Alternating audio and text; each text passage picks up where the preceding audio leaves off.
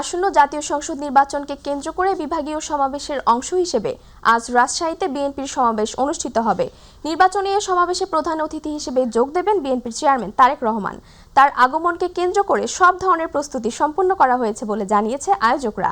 ইউসুফ আলীর রিপোর্ট। ত্রয়োদশ জাতীয় সংসদ নির্বাচন উপলক্ষে রাজশাহী মাদ্রাসা মাঠে নির্বাচনী সমাবেশের আয়োজন করে জেলা বিএনপি। দীর্ঘ ২২ বছর পর রাজশাহীতে বিএনপির সমাবেশে যোগ দেবেন দলের চেয়ারম্যান তারেক রহমান। দুপুরে সমাবেশ শুরু হওয়ার কথা থাকলেও প্রিয় নেতাকে এক নজর দেখার জন্য সকাল থেকে মাদ্রাসা মাঠে ভিড় করেন অসংখ্য নেতাকর্মী। আমরা রাজশাহীবাসী, আমরা এটা ঈদ মনে করে আমরা আনন্দ উপভোগ করছি যে আমাদের প্রিয় নেতা রাজশাহীতে আসবেন। ইনশাল্লাহ তারেক রহমানই একমাত্র তরুণদের আস্থা, ভরসা এবং আমাদের লিডারশিপের প্রতীক। সমাবেশ সফল করতে যাবতীয় প্রস্তুতি সম্পন্ন করা হয়েছে বলে জানান রাজশাহী জেলা বিএনপির শীর্ষ নেতারা। রাজশাহী জেলা বিএনপি, মহানগর বিএনপি সহ সকল অঙ্গ সহযোগী সংগঠন এবং সাধারণ মানুষের ভিতর ব্যাপক উৎসাহ উদ্দীপনা দেখা দিয়েছে। আমার তো মনে হচ্ছে যে আমি এখন পর্যন্ত জ্ঞান হয়ে যত মাদ্রাসা মাঠের সমাবেশ দেখেছি সব সমাবেশকে পারি রাজশাহী মাদ্রাসা মাঠে জমায়েত দিয়েছে। আমি তো মনে করছি যে এখন রাজশাহী মাদ্রাসা মাঠে মহাসমুদ্র, রাজশাহী মহানগর ব্যাপী একটা মহাসমুদ্রের রূপ লাভ করবে। বিগত সময়ের চেয়ে অনেক বেশি লোক সমাগম হবে বলে আশা করছেন আয়োজকরা। ইউসুফ আলী, মাই টিভি। দর্শক, এই মুহূর্তে নির্বাচনী প্রচারণার খবর জানাতে আমাদের সাথে যুক্ত হচ্ছেন সহকর্মী মাহবুব সৈকত। মাহবুব, নির্বাচনী প্রচারণা কেমন দেখছেন আমাদের জানাবেন।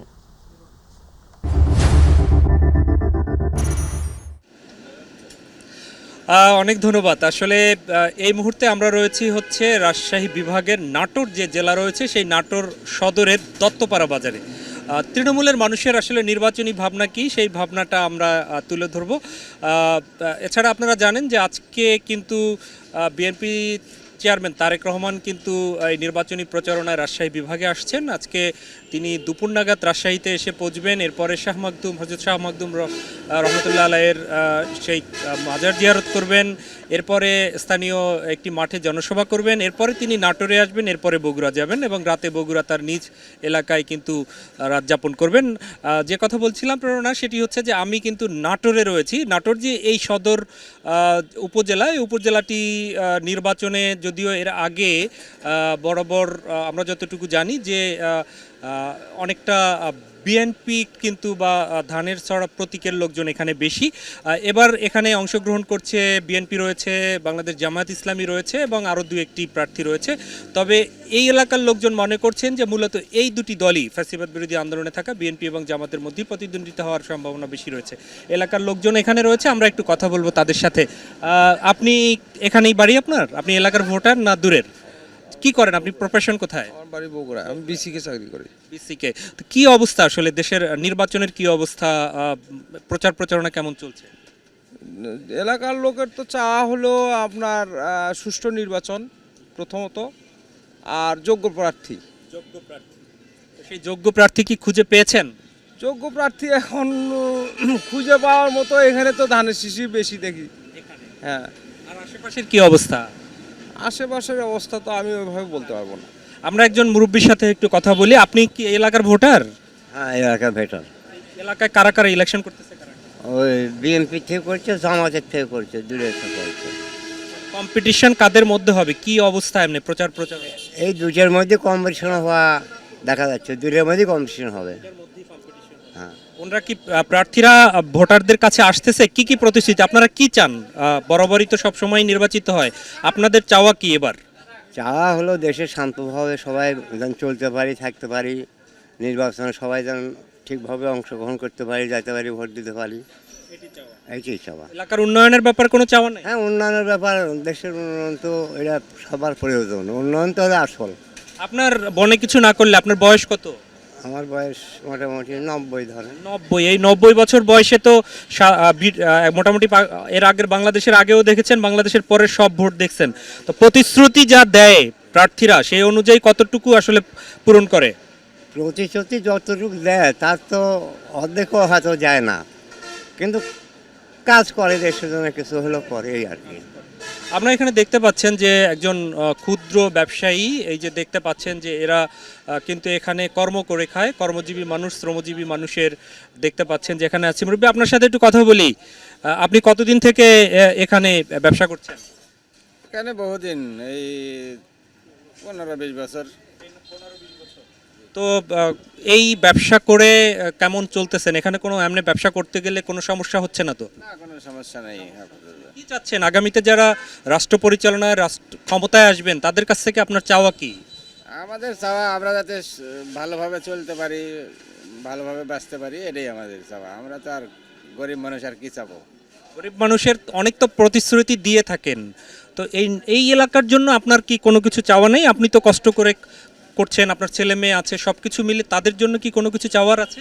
না, তাদের জন্য আমার কিছু চাওয়ার নেই। প্রার্থীদের কাছেও কোনো কিছু চাওয়ার নেই? না। তো প্রার্থীদের দেয়ার আছে? আপনাদের কাছে ভোট চাইতে এসেছে প্রার্থীরা এখন? হ্যাঁ, আসে। বিএনপি আসে, বিএনপির লোক আসে, জামাতের লোক আসে, তারপরে জাতীয় পার্টির লোক আসে। জি। কাদের মধ্যে কম্পিটিশন হবে এই এলাকায়? এটা এটা নিয়ে আমি বেশি ইয়ে করি না, আমার দোকান নিয়েই ব্যস্ত।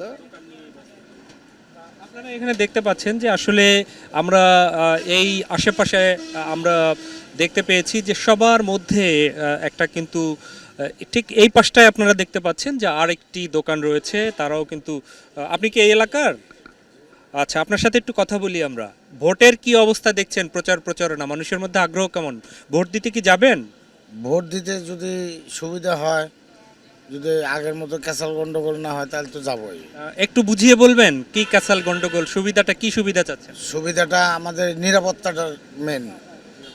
জি, নিরাপত্তাটা প্রয়োজন আগে। ভোট দিতে যেতে হলে তো নিজের নিরাপত্তা লাগবে। নিরাপত্তার সংখ্যাটা কেন মনে হচ্ছে যে আগে তো আমরা ভোট দিতে যাইতেই পারি নাই, যার বিভিন্ন সমস্যা ছিল, যাইতে দেয়নি, নিষেধ করেছে, যাবে না ভোট দিতে। ভোট দেওয়া হয়ে গেছে, অনেক সময় গেছি, যাওয়ার পরে বলছে ভোট দেওয়া হয়ে গেছে, শেষ ভোট দেওয়া।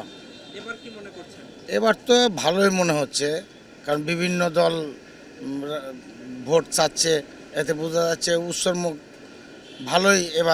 এবার তো জাতীয় নির্বাচনের সাথে আরো একটা নির্বাচন আছে, কি সেটি কি জানেন? হ্যাঁ, জানি। একটু বলবেন? ওটা আমরা হা ভোট দিব। হা ভোট দিবেন? হা ভোট কেন দিবেন? দিব যাতে ওই সংসদে যা বিভিন্ন আছে তো, ওগুলা যাতে ঠিক মতো এরা কাজ কাম করতে পারে, আমাদের যাতে সুবিধাতে, জনগণের স্বার্থে। তারপর আপনার ওই বিভিন্ন আছে আর কি, এগুলো আমরা তো এত বুঝি না, কিন্তু হা ভোট দিবেন, এটি কি প্রার্থীরাও চাচ্ছে না? আচ্ছা, আমরা এখানেও দেখতে পাচ্ছি যে দুজন ব্যবসায়ী, ওনারা হয়তো ব্যবসা করেন। ভাই, আপনার ব্যবসায়টা প্রতিষ্ঠান? আচ্ছা, কি অবস্থা ভোটের? আপনারা কি চাচ্ছেন এই ব্যবসায়ীরা আগামীতে যারা রাষ্ট্র পরিচালনায় আসবে তাদের কাছ থেকে কি চাওয়া? আমরা চাই যে সুন্দরভাবে দেশ গঠন করুক এবং যেই দলই ক্ষমতায় আসুক তারা যেন সুষ্ঠুভাবে দেশটা পরিচালনা করে।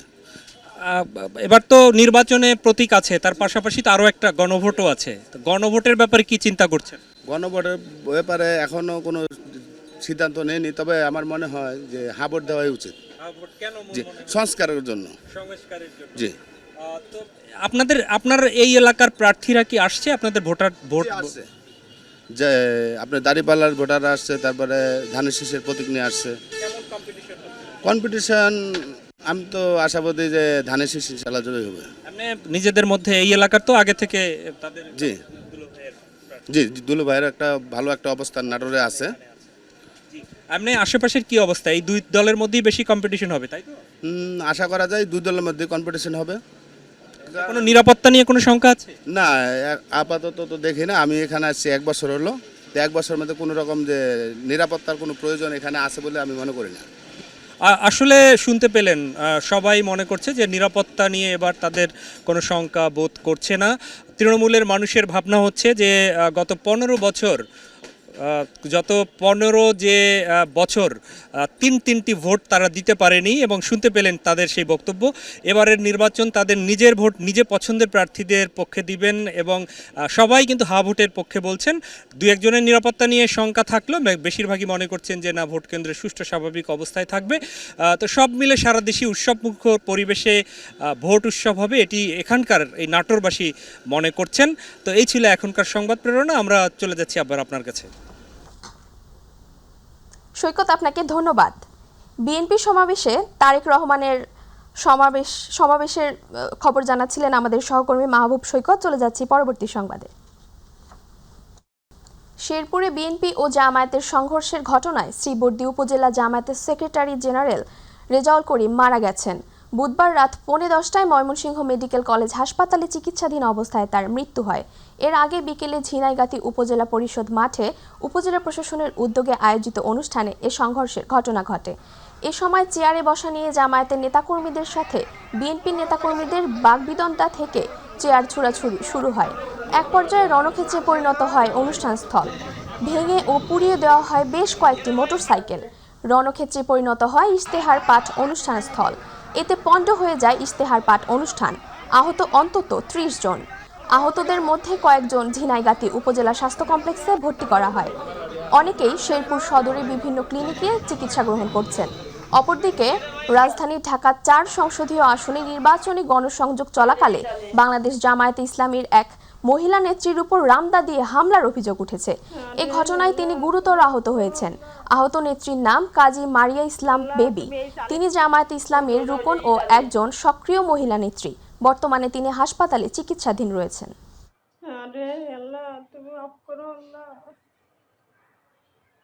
নারায়ণগঞ্জের রূপগঞ্জের প্রাণকেন্দ্র ভুলতা গাউছিয়া এশিয়ান হাইওয়ে রোডে প্রকাশ্যে ময়লা ফেলার কারণে দুর্গন্ধ ও যাতায়াতে বিঘ্নিত ভুক্তভোগী লক্ষাধিক মানুষ। নেই নির্দিষ্ট ডাম্পিং স্টেশন, নেই প্রশাসনের কার্যকর নজরদারিও। রূপগঞ্জের উন্নয়নের কথা বলা হলেও বাস্তব চিত্র একেবারেই ভিন্ন।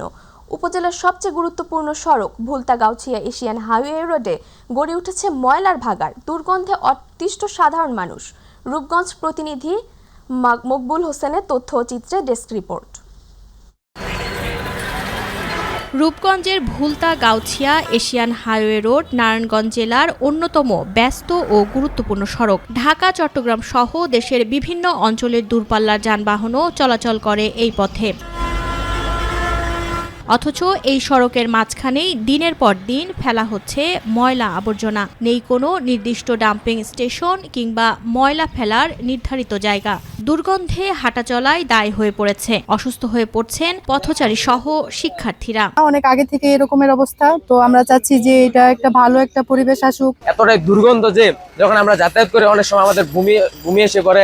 সমস্যাটা যেমন খুব দ্রুত সরকার সমস্যার সমাধানটা করেন। মানুষের চলাফেরায় দুর্গন্ধে খুবই বিপদে আমরা আছি। এই একমাত্র সড়ক দিয়েই প্রতিদিন লক্ষাধিক মানুষ যাতায়াত করেন অফিস, আদালত, স্কুল, কলেজ, হাসপাতাল ও বৃহত্তম ভুলতা গাউছিয়া কাপড়ের মার্কেটে যেতে। কিন্তু দীর্ঘদিন ধরে ময়লার ভাগাড়ে পরিণত হওয়ায় চরম ভোগান্তিতে পড়েছেন সাধারণ মানুষ। ঈদের বাজারে অনেক লোক অসুস্থ হয়ে যায় এবং ভাত খেতে পারে না, যার জন্য আমাদের কষ্ট ভোগ করতে হইতেছে। দিকটা যাইতে হইলে আমাদের মুখে হাত দিতে হয়, নাকে মুখে হাত দিয়ে যাইতে হয়, আমাদের বমি আসে। গোলাকাদাইল ইউনিয়ন চেয়ারম্যান বললেন, ভুলতা গাউছিয়া এলাকায় ডাম্পিং স্টেশন না থাকায় এই সমস্যার সৃষ্টি হয়েছে। দ্রুত ঊর্ধ্বতন কর্তৃপক্ষের সঙ্গে কথা বলে স্থায়ী সমাধানের চেষ্টা করা হবে। উপজেলা নির্বাহী অফিসার আমাদেরকে আশ্বস্ত করেছেন এবং এসিলেন মহোদয়কে জানিয়েছেন যে আমাদেরকে যেন একটি স্থায়ীভাবে জায়গার ব্যবস্থা করে দেন, যেখানে আমরা স্থায়ীভাবে ডাম্পিং এর ব্যবস্থা করতে পারবো। ভুক্তভোগীরা দ্রুত ময়লার ভাগাড় অপসারণ ও নির্দিষ্ট ডাম্পিং স্টেশন স্থাপনের দাবি জানিয়েছেন। তা না হলে রূপগঞ্জের প্রাণকেন্দ্রের এই সড়কে জনদুর্ভোগ আরও বাড়বে বলে আশঙ্কা তাদের। হাফিজা খানম জুথি, মাই টিভি নিউজ ডেস্ক। দিনাজপুরের পার্বতীপুরে প্রথমবারের মতো চাষ হচ্ছে রঙিন ফুলকপি। স্বল্প খরচে বেশি লাভ হওয়ায় দিন দিন এ কপি চাষে আগ্রহী হচ্ছেন কৃষকরা। আর কৃষি বিভাগ বলছে উচ্চ ফলনশীল এ জাত সম্প্রসারণের লক্ষ্যে কাজ করে যাচ্ছেন তারা। বিস্তারিত জানাচ্ছেন প্রতিনিধি আব্দুল্লাহ আল মামুন। দিনাজপুরের পার্বতীপুরে প্রথমবারের মতো বাণিজ্যিকভাবে চাষ শুরু হয়েছে রঙিন ফুলকপির। 10 ইউনিয়ন ও পৌরসভা নিয়ে গঠিত এ উপজেলায় এবছর পরীক্ষামূলকভাবে 8 একর জমিতে চাষ হয়েছে এ কপি। আর সাদা ফুলকপির বাইরে ভিন্ন রঙের এ সবজি নতুন সম্ভাবনা দেখাচ্ছে কৃষকদের চোখে। স্বল্প খরচে অধিক ফলনের পাশাপাশি বাড়তি দাম পাওয়ায় এর চাহিদাও দিন দিন বৃদ্ধি পাচ্ছে। এতে অর্থনৈতিকভাবে লাভবান হওয়ার কথা জানিয়েছেন স্থানীয় কৃষক ছাড়াও পাইকারি ব্যবসায়ীরা। আমরা সামনেবার সাদা ফুলকপি চাষ করছিলাম, বাজার কম পাইছি, লাভ কম হয়েছে, এই জন্য এবার রঙিন ফুলকপি বাদ করছি। এটা চাহিদা বেশি, খরচও কম, লাভও বেশি। সাদা কপির থেকে রঙিন কপির দাম বেশি আর চাহিদা বেশি, বিক্রি হয় ভালো। প্রথমবারের মতো কৃষকরা এই ফুলকপি চাষ করায় তাদের পাশে থেকে সার্বিক সহযোগিতার কথা জানিয়েছে কৃষি বিভাগ। এই প্রথমবারের মতো বাণিজ্যিক আকারে আমাদের এই রঙিলা জাতের ফুলকপিটি চাষ হচ্ছে এবং এটা আমাদের কৃষি অধিদপ্তরের মাধ্যমে আমরা সার্বক্ষণিক কৃষকদের পাশে থেকে আমরা তাদের পরামর্শ দিয়ে যাচ্ছি। এদিকে রঙিন ফুলকপিতে ভিটামিন ও খনিজ উপাদান বেশি হওয়ায় উৎপাদন বৃদ্ধিতে উপকরণ সরবরাহের মাধ্যমে কৃষকদের সহযোগিতা করা হচ্ছে। সেই সাথে নিরাপদ পদ্ধতিতে এই কপি উৎপাদন করা হচ্ছে বলে জানিয়েছেন এই কর্মকর্তা। পার্বতীপুর উপজেলায় প্রথমবারের মতো বাণিজ্যিকভাবে রঙিন ফুলকপি চাষ হচ্ছে। রঙিন ফুলকপিতে অ্যান্টিঅক্সিডেন্ট, ভিটামিন এবং খনিজ উপাদান থাকাতে এটি স্বাস্থ্যের পক্ষে অত্যন্ত উপকারী। মাঠ পর্যায়ে আমরা কৃষকদের প্রশিক্ষণ প্রদান করছি, ফলে কৃষকরা নিরাপদ এবং বিষমুক্ত উপায়ে রঙিন ফুলকপি চাষ করছে, যার বাজার মূল্য অত্যন্ত বেশি হওয়াতে কৃষকদের মধ্যে একটি আগ্রহ তৈরি হয়েছে। রঙিন শাকসবজির প্রতি মানুষের আগ্রহ বেশি থাকায় এর চাহিদা বেশির কথা জানিয়েছে কৃষি বিভাগের ঊর্ধ্বতন এই কর্মকর্তা। 3 জেলায় 23টা উপজেলাতে কাজ করে এবং এটা 2023-24 অর্থবছর থেকে কাজ শুরু হয়েছে এবং মাঠ পর্যায়ে আমরা কৃষককে এটা প্রদর্শনী দিয়ে থাকি। কালার শাকসবজি নিয়ে মূলত আমরা কাজগুলি করতেছি এবং কিভাবে এটা টেকসই করা যায়, এটা হলো মূল উদ্দেশ্য আমাদের। ঘাম ঝরা কষ্টে উৎপাদিত বিভিন্ন ফসলে ন্যায্য মূল্য পেলে বাঁচবে কৃষক। সেই সাথে স্বল্প মূল্যে উচ্চ ফলনশীল বিভিন্ন নতুন প্রজাতির বীজ আবিষ্কার করবে কৃষি বিভাগ, এমনটাই প্রত্যাশা স্থানীয় কৃষকদের। আব্দুল্লাল মামুন, মাই টিভি, পার্বতীপুর। আসন্ন ত্রয়োদশ জাতীয় সংসদ নির্বাচন অবাধ, সুষ্ঠু ও শান্তিপূর্ণভাবে সম্পন্ন করতে আইনশৃঙ্খলা বাহিনী সম্পূর্ণ প্রস্তুত বলে জানিয়েছেন স্বরাষ্ট্র উপদেষ্টা লেফটেন্যান্ট জেনারেল মোহাম্মদ জাহাঙ্গীর আলম চৌধুরী। বুধবার সিলেটের primary teachers training institute PTI মিলনায়তনে আয়োজিত নির্বাচন উপলক্ষে নিরাপত্তা বিষয়ক মতবিনিময় সভা শেষে সাংবাদিকদের প্রশ্নের জবাবে তিনি এসব কথা বলেন। স্বরাষ্ট্র উপদেষ্টা বলেন, এবারের নির্বাচনে আগের যে কোনো সময়ের তুলনায় প্রস্তুতি অনেক ভালো। নির্বাচন পরিচালনার সঙ্গে যারা জড়িত তাদের মধ্যে আওয়ামী লীগের দোসর বলে কোনো কিছু নেই। সবই নির্বাচন সুষ্ঠুভাবে সম্পন্ন করতে দায়িত্বশীল ভূমিকা পালন করছেন। সংশ্লিষ্ট কর্মকর্তারা সৎ ও পেশাদার বলেও মন্তব্য করেন তিনি আরও বলেন, ভোট কেন্দ্রের নিরাপত্তা নিশ্চিত করা হয়েছে এবং ভোটাররা নির্বিঘ্নে ভোটাধিকার প্রয়োগ করতে পারবেন। যে কোনো ধরনের অনিয়ম বা বিশৃঙ্খলা বরদাস্ত করা হবে না। আইনশৃঙ্খলা রক্ষাকারী বাহিনীর কয়েকটি স্তরে থাকবে। সভায় প্রশাসন ও আইনশৃঙ্খলা বাহিনীর ঊর্ধ্বতন কর্মকর্তারা উপস্থিত ছিলেন।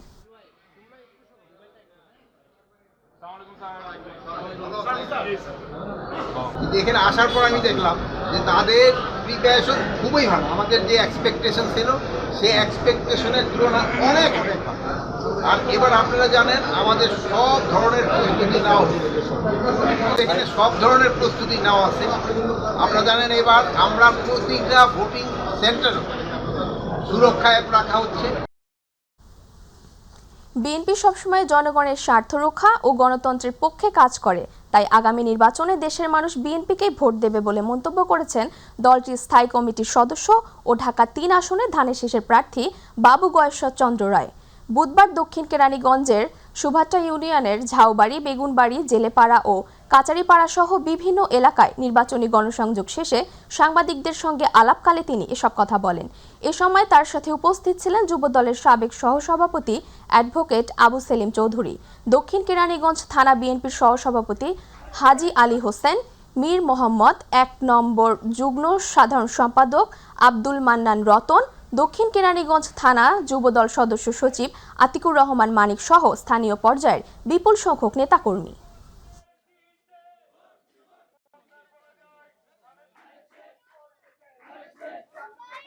বিএনপি সবসময় গণতন্ত্রের সাথে, সুতরাং বিএনপি নিতে ভোট দিই, এর বাইরে কাকে ভোট দিই?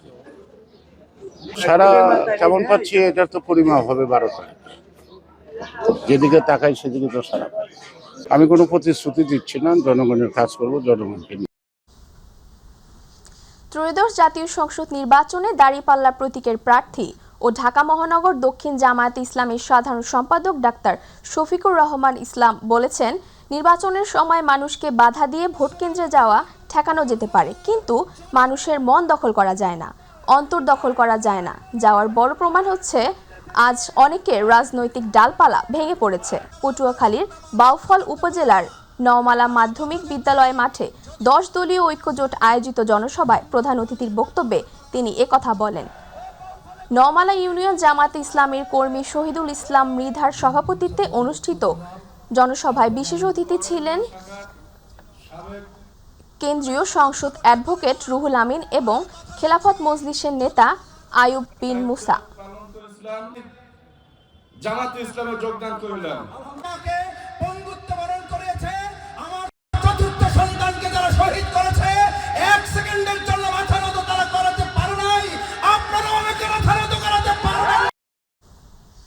সিরাজগঞ্জের উল্লাপাড়ায় রামকৃষ্ণপুর ইউনিয়ন বিএনপির আয়োজনে নির্বাচনী জনসভা অনুষ্ঠিত হয়েছে।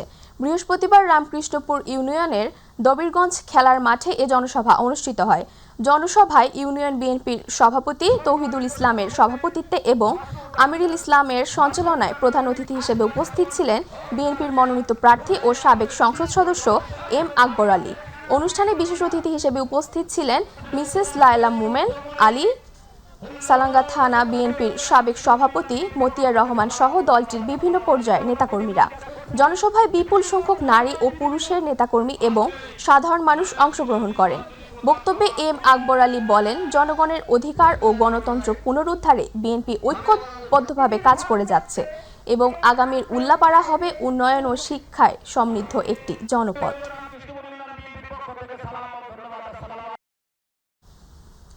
আসন্ন ত্রয়োদশ জাতীয় সংসদ নির্বাচনকে সামনে রেখে চট্টগ্রাম 15 সাতকানিয়া লোহাগাড়া আসনে বিএনপির মনোনীত প্রার্থী নাজমুল মোস্তফা আমিন গণসংযোগ ও প্রচারণা চালিয়েছেন।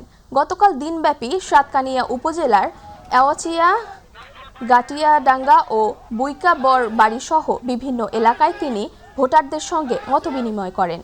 এ সময় নাজমুল মোস্তফা আমিন বলেন, একটি নিরাপদ, সন্ত্রাসমুক্ত ও আধুনিক সাতকানিয়া গড়তে ধানের শীষে ভোট দেওয়ার কোনো বিকল্প নেই।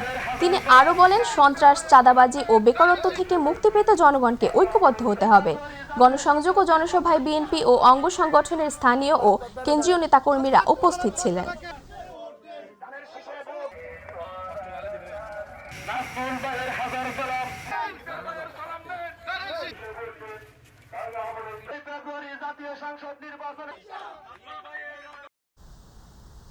সোশ্যাল ডেভেলপমেন্ট ফাউন্ডেশন SDF এর উদ্যোগে রংপুরে স্বাস্থ্য ও পুষ্টি বিষয়ক কর্মশালা অনুষ্ঠিত হয়েছে। সদর হাসপাতাল কনফারেন্স হল রুমে SDF এর আঞ্চলিক ও জেলা কার্যালয়ে আয়োজিত কর্মশালায় SDF এর আঞ্চলিক পরিচালক সাইফুল ইসলামের সভাপতিত্বে এ সময় প্রধান অতিথি হিসেবে উপস্থিত ছিলেন বিভাগীয় স্বাস্থ্য পরিচালক গৌসুল আজিম চৌধুরী। বিশেষ অতিথি হিসেবে উপস্থিত ছিলেন বিভাগীয় বিভিন্ন জেলার সিভিল সার্জনগণ, SDF এর আঞ্চলিক ও জেলা অফিসের কর্মকর্তা কর্মচারীবৃন্দ।